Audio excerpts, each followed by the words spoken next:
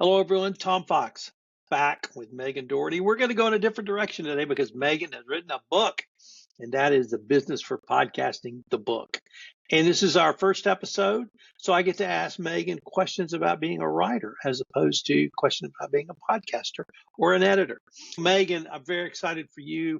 Obviously, I've read the book, and I found it incredibly useful and incredibly helpful. But why did you write this book? I wrote this book because I and my team at One Stone Creative, we've been talking about adding kind of systematization and rigor and more measurement to help businesses figure out the value that their podcast is actually generating for years. And over the time, we developed these really good methodologies, great frameworks, great systems. And there were bits of it here and bits of it there and bits of it in other places and bits of it in our own systems and the work we did with clients, all very useful. But I wanted to get something that was all together, could be a reference guide that would help anyone who wants to podcast for their business do so really efficiently and effectively. And a book seemed like a really good way to do that because it is a lot of information. It is fairly complex, and having it in all in one place that can be easily referred to seemed like the best way to really present the information. And it's kind of cool to have a book. It's very cool to have a book.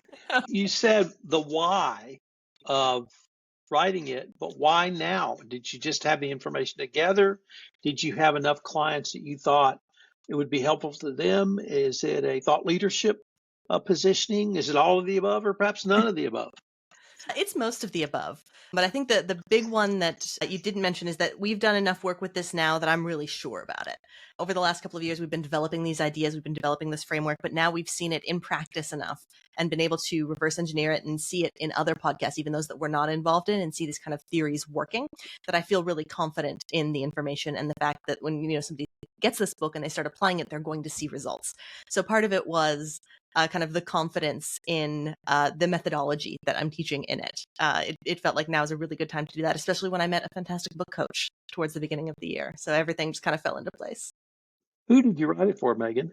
I wrote it for the lawyers, the business consultants, the HR people, the insurance folks, anyone who is running a business that is thinking about podcasting as a marketing channel. It's for them to help design a show and then track it over time to see how much difference it can make in their business. Megan, I wrote down that you started podcasting or in the podcast world around 2017, and I can't remember if that date is correct or not. But if it's not, could you tell us when you started? But it really leads into what are some of the biggest changes you've seen around podcasting for businesses over the past X number of years?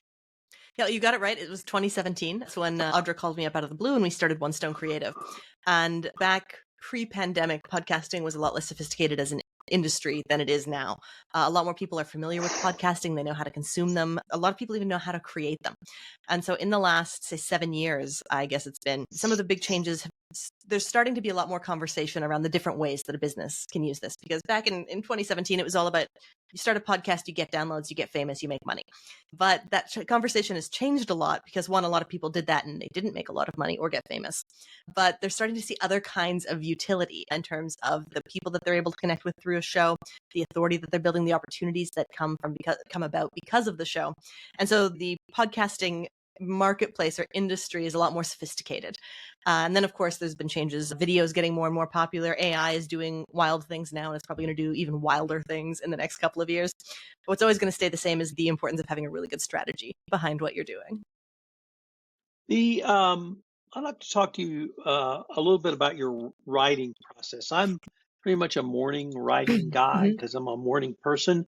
Are you a morning person, an evening person? Can you sit down and just write it? What was your writing process up until the point where you sent it to your beta team?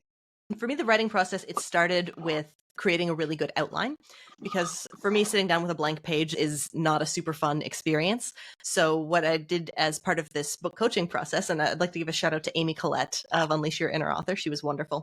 But we worked together and developed an outline that was going to cover the major sections of the book and then what was going to be within each section. And that's where we came up with the metrics rubric, which we'll be getting into in upcoming episodes in this podcast. And having that meant that whenever I did have time, I could just sit down and write a section. And it wasn't as kind of intimidating as having to sit down and figure out what the next chapter is going to be. I'm a mid-afternoon tended to be my really good time after I got sort of the morning's work done, because I, like the people I'm writing for, have jobs and stuff we need to do all day. So writing had to fit around that. But I've always been a pretty quick writer. I don't know if you know this, Tom. When I was in high school, I was in a literary arts program. And so I've been writing since high school and then writing professionally since about 2010 in various means. So I've got a pretty fast words per minute when it comes to writing this kind of content. And so we were able to do the whole thing in about 10 weeks. With the amendment, some of it is repurposed from other content. So it wasn't 100% unique in 10 weeks. I always thought you were going to say, in a very Canadian shout out, that's how Malcolm Gladwell writes his books. It's all by outline. Shout out to the Canadian writing process.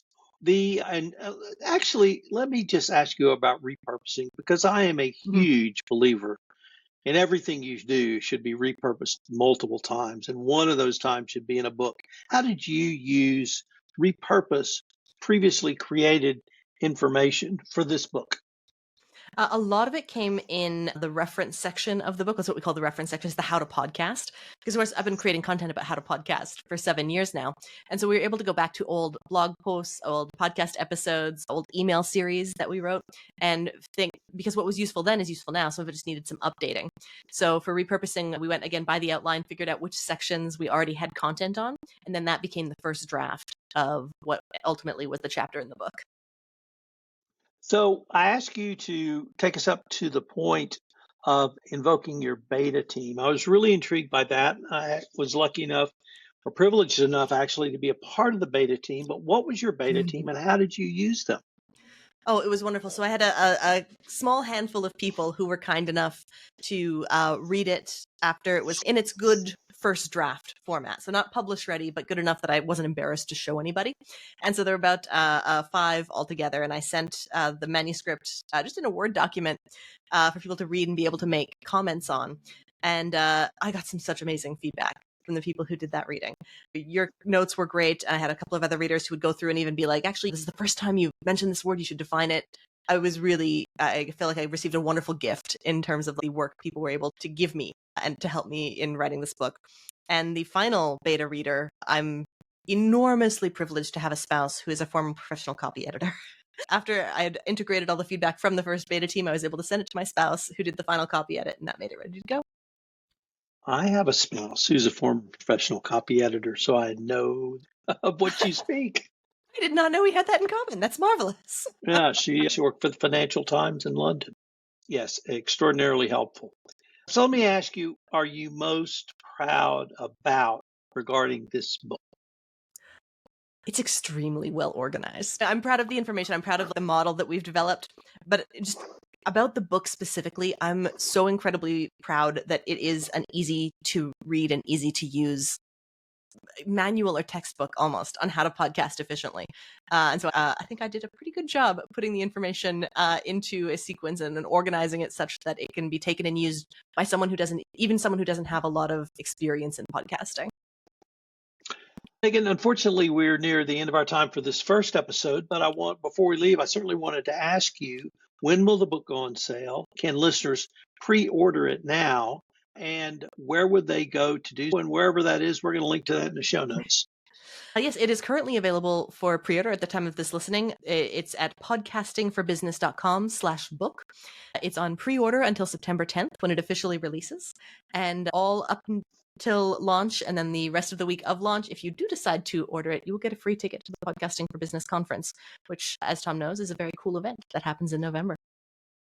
That is very cool. And Megan, thanks so much. I look forward to continuing this conversation. Me too, Tom. Thank you.